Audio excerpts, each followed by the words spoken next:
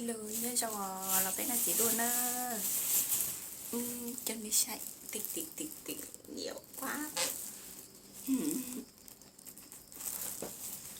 Nhưng mà nó để cho xe hơi lâu nên nó bị thối hết rồi.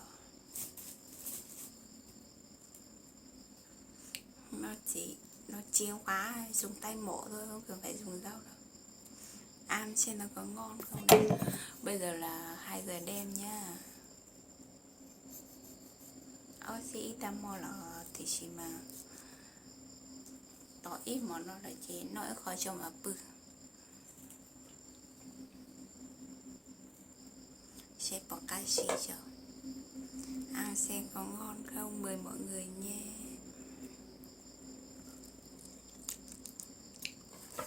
Chua. Ăn cái này chắc mình mới ngủ cả đêm luôn á.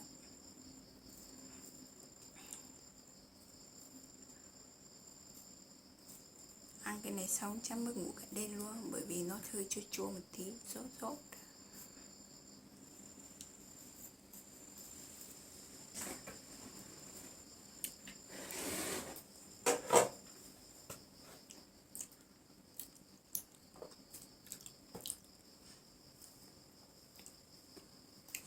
Nó chiên quá. Giờ là đầu cuối mùa nên nó không còn đẹp như đầu mùa nữa đâu. Cho nó chế vô cho nó bớt tỏ tư rồi xích trên này chỉ trong gạo đi cho thằng nhóm có gì này ạ.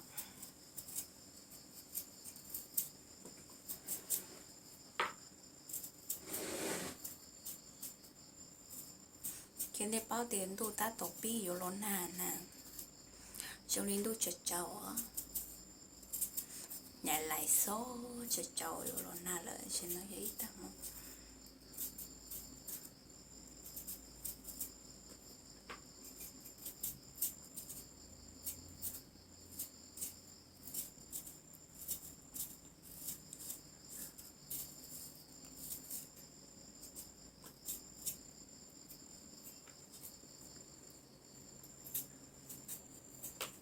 Đào nó chua chắc nó không ngọt. Xem nó có ngọt không.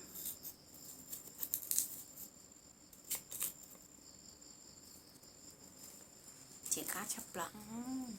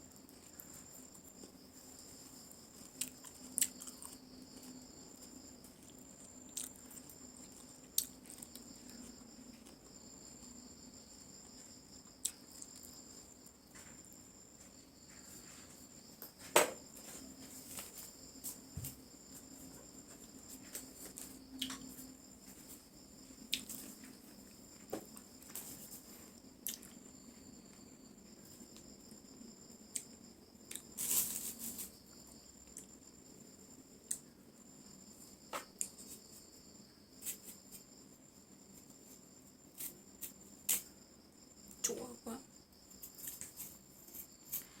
Như cho nó chỉ nữa. Ý ta mua là chỉ nó chè nhỏ gì chỉ một hồi là thứ nó